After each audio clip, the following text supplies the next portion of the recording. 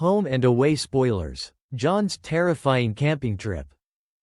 This week on Home and Away in Australia, John gets a scary surprise as he heads on a camping trip with Tane and Mali. John has been feeling lost since best friend Irene departed Summer Bay a little under 2 weeks ago. He could barely bring himself to say goodbye to his bestie, and nearly missed her leaving party as he moped inside the surf club, until Justin reminded him that he didn't want to miss the opportunity to see her off. While John was cheered up by a leaving gift from Irene, a return flight to Paris, and a promise that they'd meet under the Eiffel Tower in a few weeks, he's still been lonely since she left for her world tour. He threw a dinner at Salt for his remaining close friends Justin, Leah, Alf and ex-wife Marilyn, and in an uncharacteristic turn of events, paid for the whole lot. He updated them on Irene's travels, showing them a selfie from Cyprus, her first destination, before revealing that he'd be joining her in Paris in about 6 weeks' time. He then raised a toast to her, as he explained to his concerned diners that his dinner invite was just a way for friends to catch up and enjoy a meal together, and that they didn't need to worry about him. Irene's letter reminded me that we need to look after each other, he explained. I just thought it'd be a good idea if we checked in every now and again over a good meal. Yet after the group went their separate ways at the end of the night, John headed to the balcony of Salt.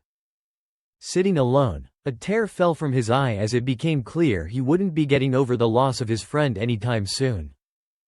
When Justin realized that John's generosity was an attempt to cure his loneliness, he threw a poker night as a way of keeping him company. He, Alf and John gathered at the Morgan house, and were later joined by David, who turned the tables by making them gamble for money rather than just chips.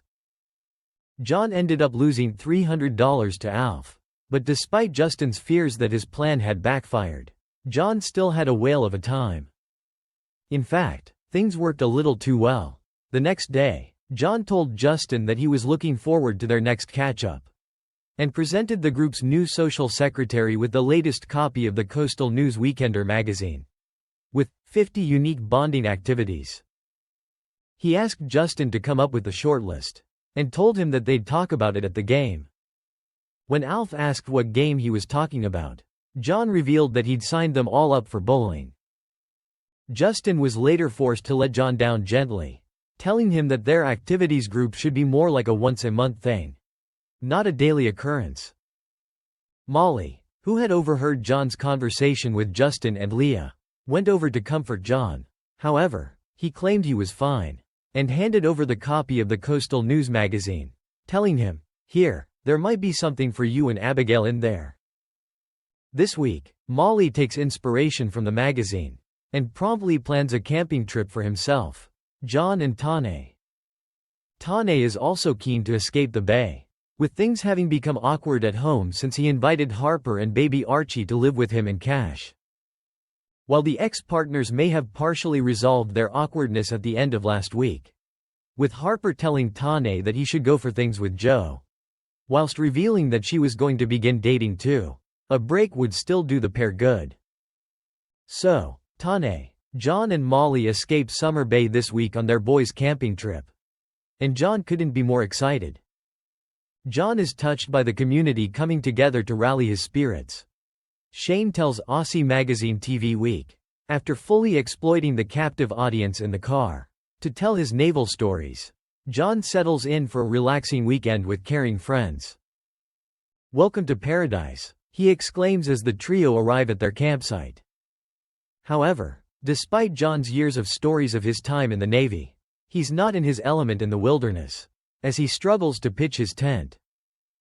The boys quickly bond over pranks, as Mali and John trick Tane into thinking he's just eaten kangaroo droppings, and the trip seems to be just what John needs to lift his spirits. However, as night falls, things take a dark turn for John. As the three share stories around the campfire, Mali begins to tell a series of traditional indigenous stories, and they're far scarier than John could have expected. John is unaware that Mali is setting him up for the hairy man. Shane adds, "The stories leave John in genuine fear, and as he retreats to his tent afterwards, he struggles to sleep as he worries about every sound from outside, Is the hairy man coming to get him? After a sleepless night, John carefully cooks breakfast the next morning. The hairy man still on his mind. He tries to get the cooking over and done with as quickly as possible, so as not to disturb anything. Tane and Mali are confused as John then suggests that they pack up and head back to Summer Bay. Mali has no choice but to help his friend pack, but it seems his campfire story may have backfired. However, while John may be put off the wilderness for life, the bonding exercise might have been just what he needed to remind John how happy his life in Summer Bay makes him. After a night of being scared to death in his tent, John is happy to come home to more familiar territory. Has John turned a corner? Thanks for watching and stay tuned for more movie spoilers next week. Goodbye and see you again.